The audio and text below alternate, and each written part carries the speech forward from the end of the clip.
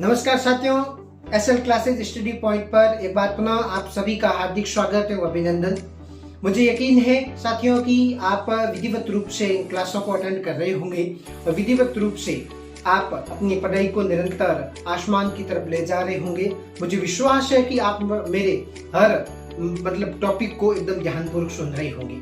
साथियों, आज एक और इम्पोर्टेंट टॉपिक और एक और जोश के साथ में नया इंटरेस्टिंग टॉपिक है, वो है पांचवा अध्याय जैव प्रक्रम। साथियों, ये पार्ट बहुत अच्छा रहने वाला है और बहुत सरल तरीके से और हर बारीक चीज बताऊंगा। इसकी पीडीएफ आपको मिल जाएगी, ठीक है। मैं कोशिश कर रहा हूं कि किस तरीके से इसको लेके जाए, ठीक है। तो ध्यान से देखना। पहला जो है अपना जो ये पांचवा चैप्टर है उसका नाम है जैव प्रक्रम। पहले 6 थे, एक चैप्टर था पांचवा, इस बार हटा दिया गया, ठीक है। वो आवर्त सारणी वाला वो हटा दिया गया। अब ये है जैव प्रक्रम, बहुत ज्यादा इंपॉर्टेंट और वेरी इंपॉर्टेंट कह सकते हो। इसके अंदर से महत्वपूर्ण प्रश्न पूछे जाते हैं और फिक्स्ड है वो प्रश्न। तो मैं पहले इसकी जो इंट्रोडक्शन करवा देता हूं। जैव प्रक्रम है क्या? जैव प्रक्रम का मतलब ये होता है जीवों की प्रक्रिया। जीव अपने स्तर पर विशेष प्रकार से अपने अपने तरीके से प्रक्रम करते हैं या फिर उनके अंदर परिघटनाएं होती है, घटनाएं होती है, उसको जैव प्रक्रम कहते हैं। जैसी श्वसन, जैसी पाचन, जैसी उत्सर्जन। ये महत्वपूर्ण 3 प्रक्रिया है। ये अपने जीव अपने स्तर पर अपन सोते हैं, पढ़ते हैं, खेलते हैं, नाचते हैं, कूदते हैं, कुछ भी करते हैं, पर ये प्रक्रिया निरंतर चलती रहती है।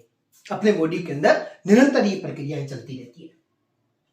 तो इस पाठ के अंदर किस तरीके से जैव प्रक्रम करते हैं, जीव किस तरीके से जैव प्रक्रम करते हैं। तो पहला जो आपका टॉपिक आता है वो आता है पोषण।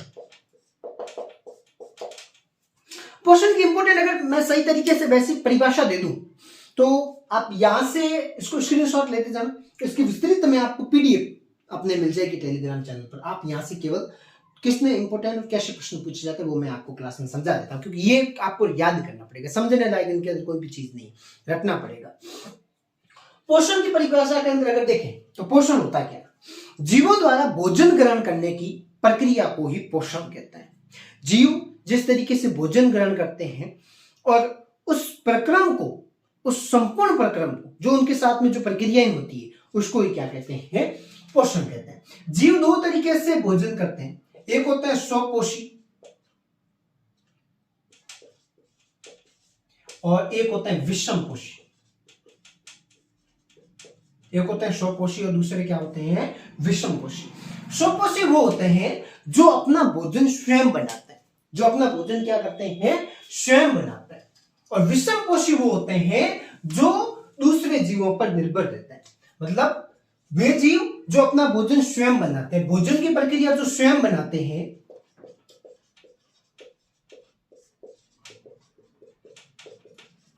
इसका एकदम सही तरीके से उदाहरण है पादप,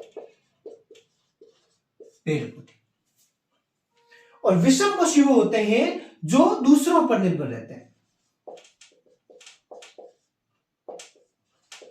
क्या करते हैं? दूसरों पर निर्भर रहते हैं। उसको अपन क्या कहते हैं? विषमपोषी कहते हैं।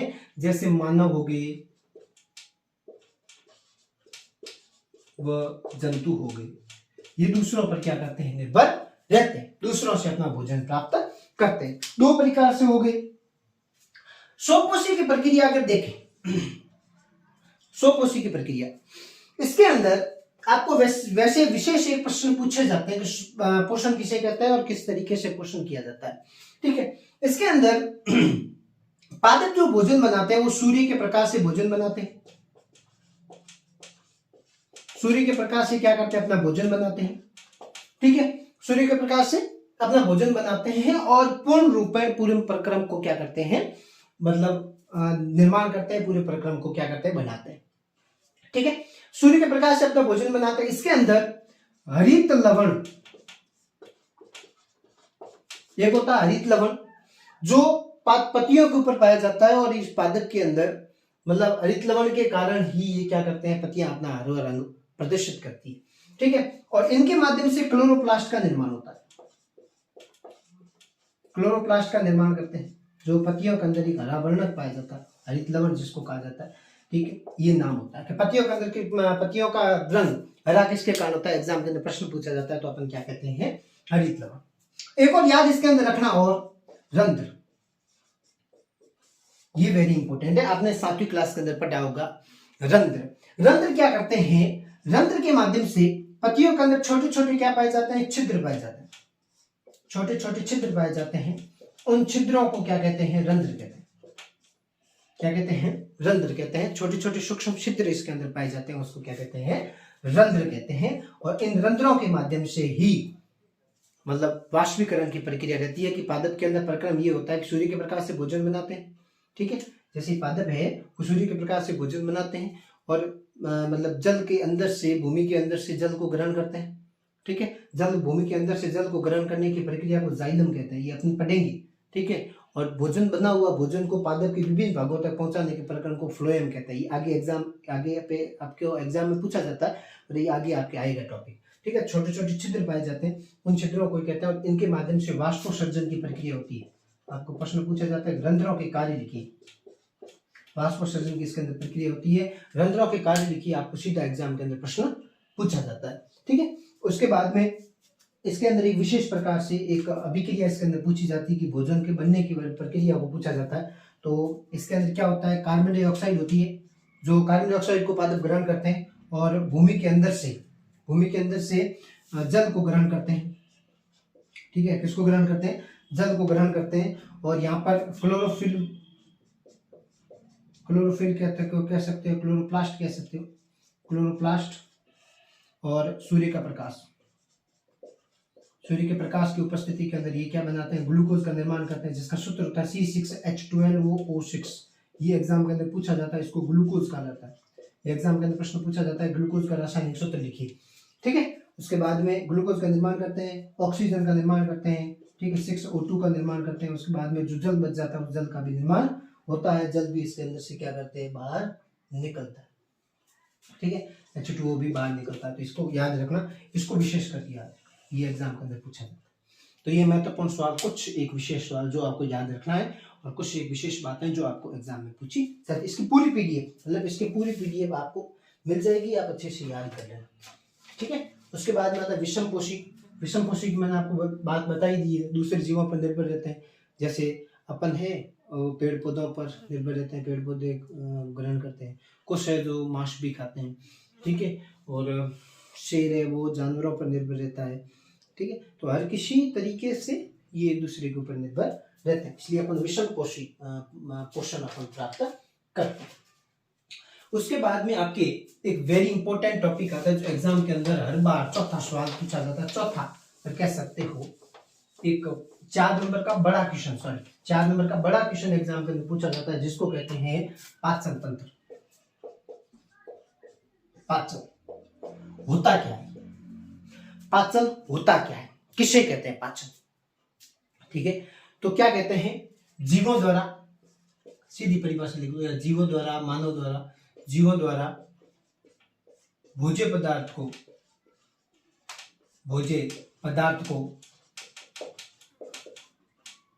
छोटे छोटे टुकड़ों में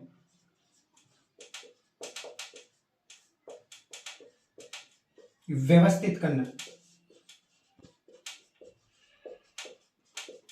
भोज्य पदार्थ को छोटे छोटे टुकड़ों में व्यवस्थित करता है और भोज्य पदार्थ को गलित अवस्था के रूप में ले जाते हैं, उसको ये अपन क्या कहते हैं, पाचन कहते हैं। क्या कहते हैं, पाचन कहते हैं। उसके बाद में पाचन के अंदर विशेष कुछ घटक होते हैं। आपके एग्जाम के अंदर डायग्राम पूछा जाता है, चित्र आप अच्छे से बनाना सीख लेना, ठीक है, चित्र आप अच्छे से बनाना सीख लेना। बहुत सीधा प्रश्न पूछा जाता है, शॉर्ट क्लास लेनी है इसलिए इंपॉर्टेंट क्वेश्चन ही बता रहा हूँ, केवल चित्र आप बनाना सीख लेना, एग्जाम के अंदर पूछे जाते हैं चित्र, ठीक है, याद रख लेना। इसके अंदर क्या होता है, जो भोजन की प्रक्रिया होती है, सबसे पहले मुख के अंदर 2 घटक काम करते हैं भोजन के पाचन के लिए। एक होता है लार, या लार है, जीभ कह सकते हो, सबसे पहले लिख लो जीभ,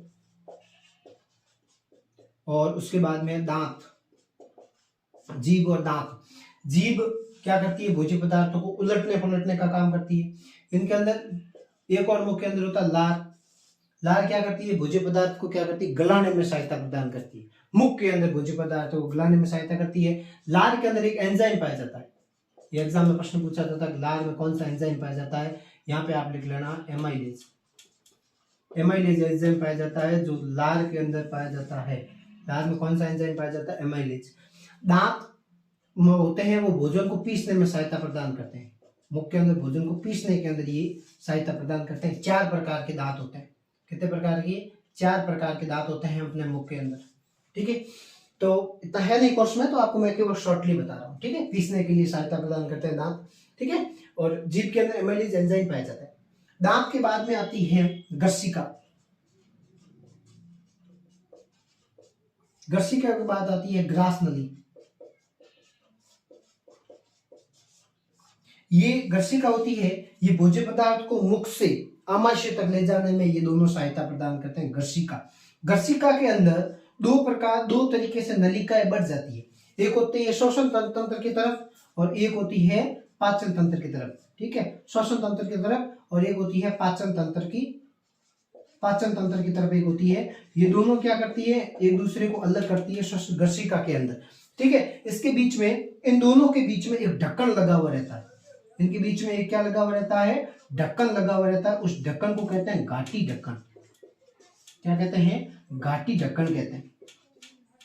क्या कहते हैं, घाटी ढक्कन कहते हैं। और ग्रास नली के अंदर, ग्रास नली से होता हुआ भोजन सीधा आमाशय के अंदर प्रवेश करता है। किसके अंदर प्रवेश करता है, आमाशय के अंदर प्रवेश करता है। और इसके अंदर जो गति होती है उस गति को कहते हैं कर्मानुकुंचन गति।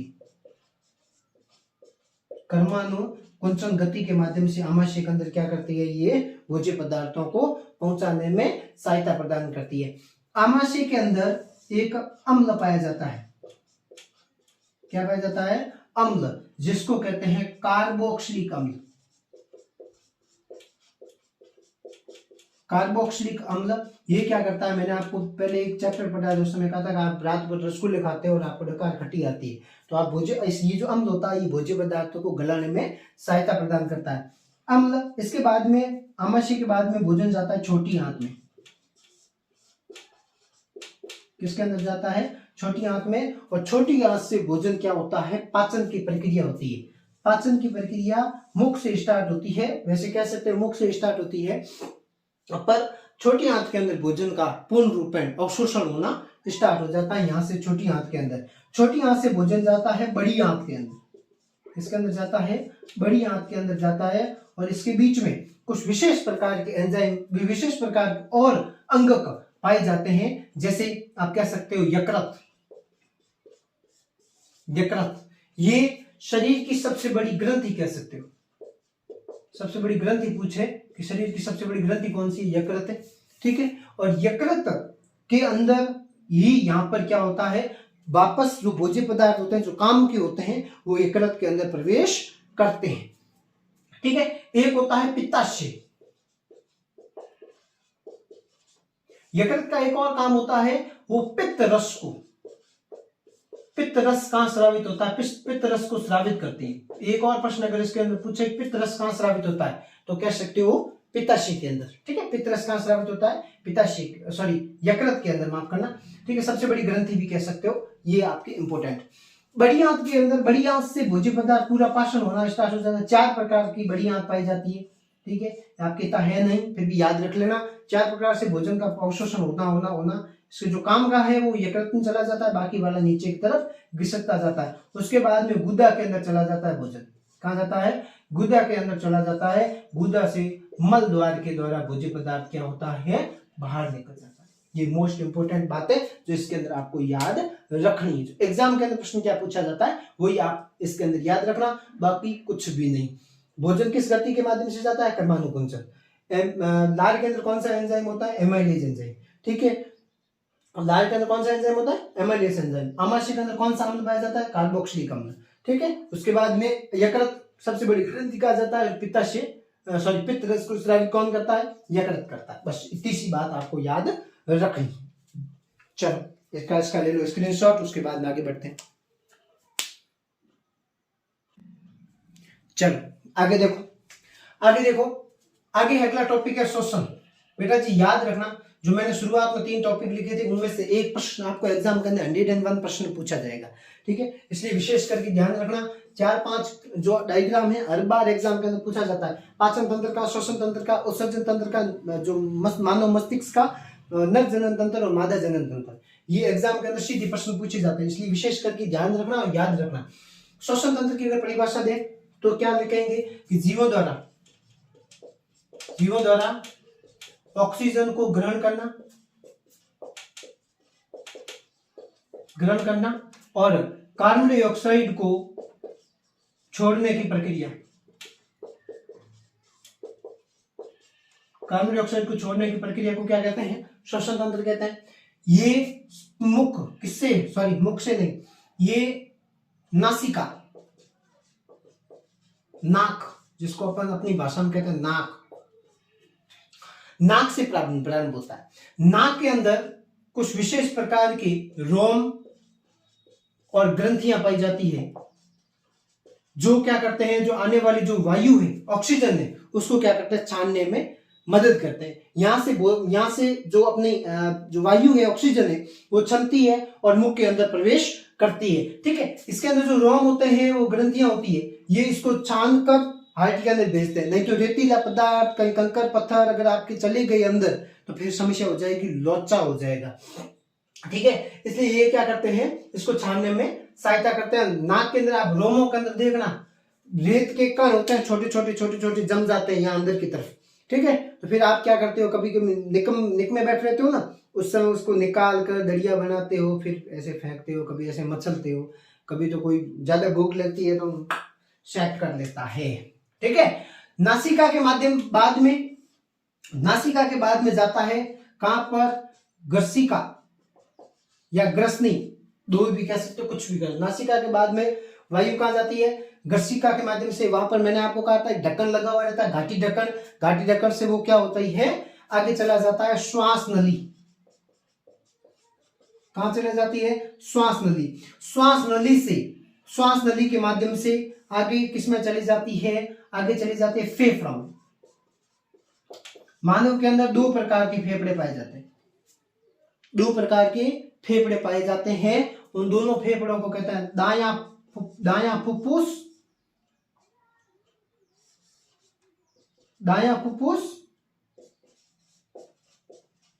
और दूसरा होता है बायां फुफ्फुस। दायां फुफ्फुस और बायां फुफ्फुस, 2 प्रकार के इसके अंदर क्या पाए जाते हैं, फेफड़े पाए जाते हैं। इस फेफड़े के अंदर इसमें जो वायु होती है वो इसके अंदर फेफड़ों के अंदर प्रवेश करती है, और इसके नीचे की तरफ एक पाया जाता है जो इसको बांटने में सहायता प्रदान करता है। इस तरीके से बना हुआ रहता है, पूरे अपने जो फेफड़े और आमाशय को अलग करने में यहाँ से दोनों तरफ पूरा ऐसे पाया जाता है, उसको कहते हैं डायाफ्राम।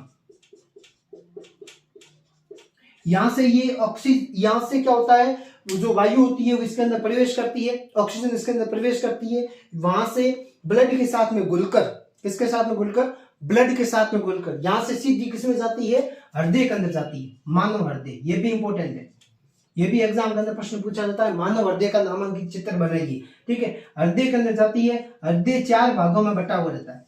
कितने भागों में बटा हुआ रहता है, 4 भागों के अंदर हृदय बटा हुआ रहता है। बायां आलिन, ऊपर वाले को कहते हैं आलिन, नीचे वाले को क्या कहते हैं, निल्ले, ठीक। बायां आलिन, बायां निल्ले, दायां आलिन, दायां निल्ले,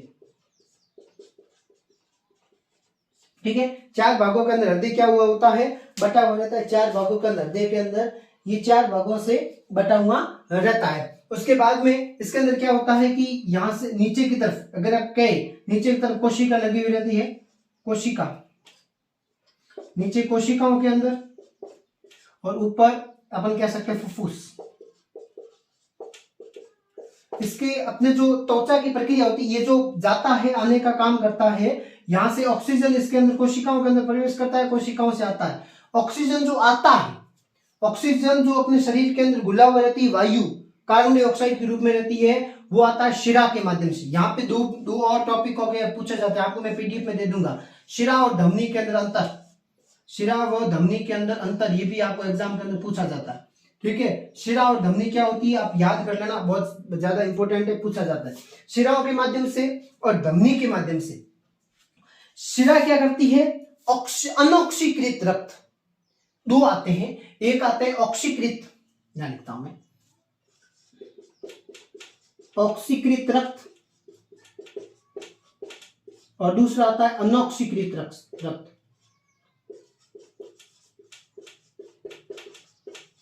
ऑक्सीकृत रक्त क्या होता है, ऑक्सीकृत रक्त होता है जिसके अंदर ऑक्सीजन घुली हुई रहती है। अनऑक्सीकृत रक्त होता है जिसके अंदर ऑक्सीजन घुली हुई नहीं रहती, कार्बन डाइऑक्साइड घुली हुई रहती है।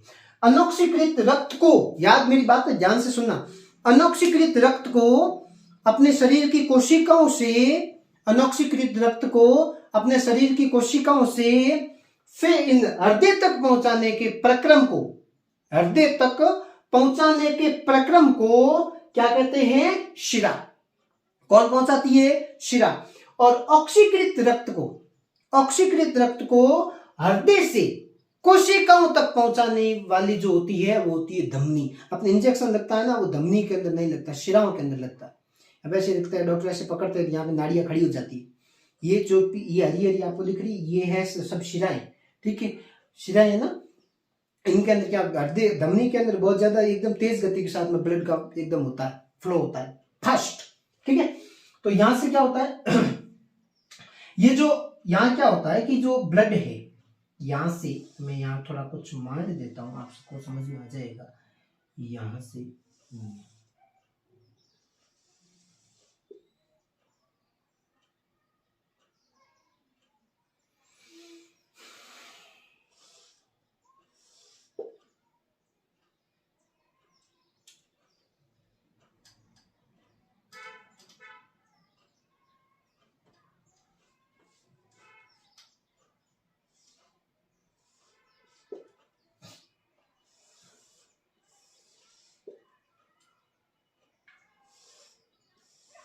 देखो, यहां से क्या होता है, जो अपना रक्त है इस कोशिकाओं से, ये शिरा है, इसको कह सकते हो शिरा। ये शिरा के माध्यम से यहां से यहां तक आता है, ये शिरा है। कोशिकाओं से बाएं आलिंद में आता है, बाएं आलिंद से यहाँ पे इस नीले के अंदर प्रवेश करता है, यहाँ पर, ठीक है, धीरे धीरे करता है, ठीक है। उसके बाद में यहाँ से ये ब्लड क्या होता है, यहाँ से होता हुआ किसके अंदर से, इस नीले के अंदर से होता हुआ किसके अंदर जाता है, फुफ्फुस के अंदर जाता है। फुफ्फुस के अंदर लेके जाता है, वो लेके जाती है धमनी। अभिषा जी क्या बात करें, जो अनऑक्सीकृत रक्त होता है ना, हृदय से फुफ्फुस के अंदर धमनी लेके जाती है, ठीक है। कोशिकाओं से बाएं आलिंद के अंदर, मतलब हृदय के अंदर शिरा लेके आती है। फिर देखना एक और बात, यहां से ऑक्सीजन मिलती है, फिर यहां से इसके अंदर लाने का काम करती है शिरा, मतलब फुफ्फुस से ऑक्सीकृत रक्त को हृदय के अंदर लाती शिरा, और शिराओं के अंदर फिर ब्लड यहाँ आता है, यहां से कोशिका के अंदर जाता है, वो लेके जाती धमनी। हाँ सर जी समझ गए, ठीक है।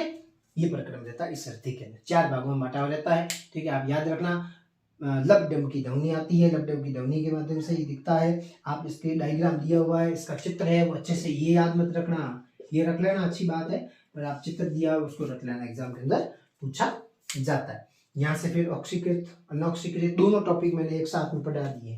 अब आप रक्तदाब पढ़ लेना, बीपी इसके अंदर दी हुई रहती है, बीपी का प्रश्न एग्जाम के अंदर पूछा जाता है, 80-120, ठीक है, 80-120 रहती है। जब अपने रक्तदाब होता है, सामान्य रक्तदाब 80-120 रहते हैं, ठीक है, ध्यान रखना। 80 mm, 120 mm सामान्य प्रतिकुंचन दाब लगभग 120, ठीक है, और अनुशीतलन दाब लगभग 80 mm रहता है। ये आप एग्जाम में आपको पिछली बार ऐसे पूछा गया था, ठीक है। 20-180 ऐसे लिखते हैं, 120-80 ऐसे लिखते हैं, ठीक है, आप याद रख लें। चलो इसका ले लो स्क्रीनशॉट, उसके बाद आगे बढ़ते हैं। चलो आगे देखो, पादपों के अंदर जल का परिवहन, जल का परिवहन किस तरीके से होता है देखना। पादप, पादपों के अंदर क्या होता है, जैसे ये होती जड़, ये कह दो जड़, ये भूमि से पोषक तत्व और भूमि से पोषक तत्व और जल को पादप की पत्तियों तक ले जाने का काम करता है वो करता है जाइलम। जाइलम क्या करता है, जड़ों से, किससे याद रखना बेटा, एग्जाम प्रश्न पूछा, जड़ों से पत्तियों तक किसको पहुंचाता है, जल व पोषक तत्वों को।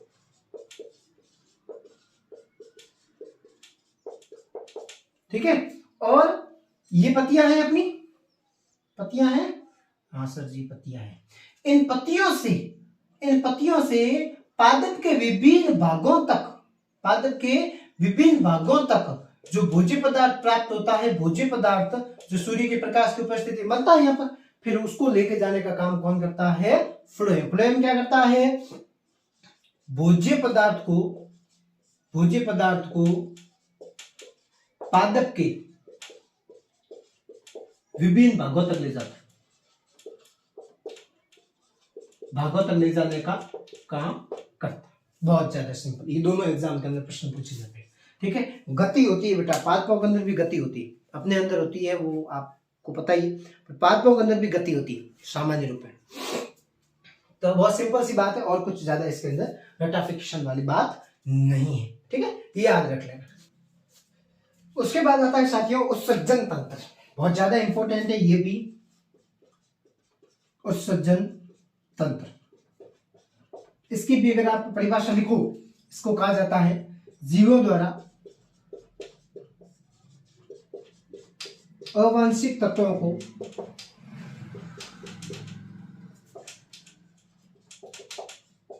शरीर से बाहर निकालने के प्रक्रम को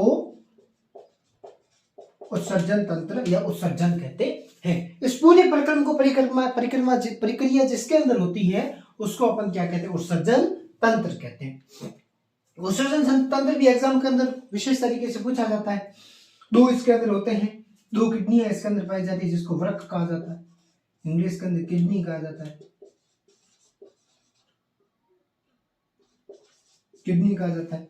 ठीक है, और इसके अंदर दो किडनियां पाई जाती है और ये धमनी और शिरा के माध्यम से जुड़ा रहता है। किडनियों के अंदर जो अपना जो मतलब भोज्य पदार्थ, जो तरल पदार्थ कहते हैं, रक्त कह सकते हो, रक्त ये बनकर वहां से पूरा निर्माण होकर रक्त का, उसके बाद में इन किडनियों के अंदर आता है और किडनियों के अंदर रक्त को छाना जाता है। जो इसके अंदर किडनी वर्काणु के अंदर, वर्काणु कह सकते हो, वृक्क के अंदर किडनियों के अंदर रक्त आकर एक इनके अंदर विशेष प्रकार की संरचनाएं पाई जाती है जिसको वर्काणु कहते हैं। क्या कहते हैं, वर्काणु कहते हैं, विरकाणु कहा जाता है। विरकाणु के अंदर रक्त क्या होता है, छनता है। क्या होता है, छनता है, छाना जाता है इसके अंदर। ठीक है, रक्त इसके अंदर छनता है। ये भी एग्जाम के अंदर पूछा जाता है। विरकाणु की संरचना किताब के अंदर दी हुई है, आप सरल तरीके से इसको इस तरीके से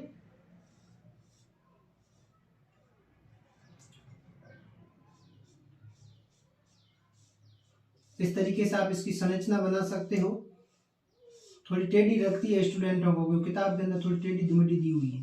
ठीक है, बहुत सारे अनंत प्रकार के इसके अंदर वर्काणु लगे हुए रहते हैं और ये वर्काणु क्या करते हैं, अनंत प्रकार के लगे हुए रहते हैं। एक नहीं यहीं जुड़ा हुआ रहता है, यहीं भी रहता है, ठीक है, यहाँ भी रहता है। ये आपस में क्या होते हैं, एक दूसरे से जुड़े हुए रहते हैं और इसके अंदर क्या करते हैं, यहाँ से जैसे ये कोई है, ठीक है, धमनी कह सकते हो, ये धमनी है, इसके अंदर ये रक्त यहाँ पे आता है, इसके अंदर छनता है, छनने के बाद में वापस क्या होता है, चला जाता है, इसके अंदर से ही सीधा ऐसा चला जाता है। ठीक है, तो ये यहाँ से यहाँ बहुत रक्त होता है, छनता है, छनने के बाद में जो रक्त है वो छनता है वर्काणु के अंदर, किडनी के अंदर। यहाँ छनने के बाद में जो मूत्र नली, इसके अंदर क्या होती है, मूत्र नली के माध्यम से ये क्या होता है, कहाँ आ जाता है, मूत्राशय के अंदर आ जाता है। किसके अंदर आ जाता है, मूत्राशय के अंदर आ जाता है और मूत्राशय में ये इकट्ठा हुआ रहता है। एक समय में मूत्राशय के, एक समय में जो अपन पानी ग्रहण करते हैं उस पानी के अंदर,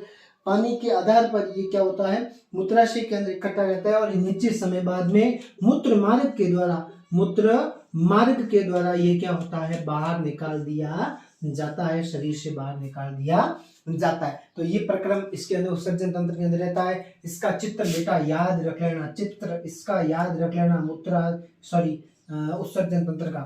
और इसका भी चित्र, ये भी इम्पोर्टेंट है, स्टार लगा दो इसके ऊपर, ये भी इम्पोर्टेंट है। और इसका जो डायग्राम है ये भी इम्पोर्टेंट है, ये एग्जाम के अंदर पूछा जाता है। यहाँ जाइलम फ्लोएम दो इम्पोर्टेंट है, एग्जाम के अंदर पूछे जाते हैं। ये पादपों के अंदर उत्सर्जन तंत्र की प्रक्रिया हो गई, ठीक है। जंतुओं के अंदर, पादपों के अंदर भी उत्सर्जन तंत्र की प्रक्रिया होती है, ठीक है। पादप भी क्या करते हैं, ऑक्सीजन को क्या करते हैं, बाहर निकालते हैं। पादपों के अंदर अगर बात करें, पादपों में उत्सर्जन, पादपों के अंदर उत्सर्जन की बात करें तो ये क्या होते हैं, इसके अंदर क्या होता है, ऑक्सीजन को बाहर निकालते हैं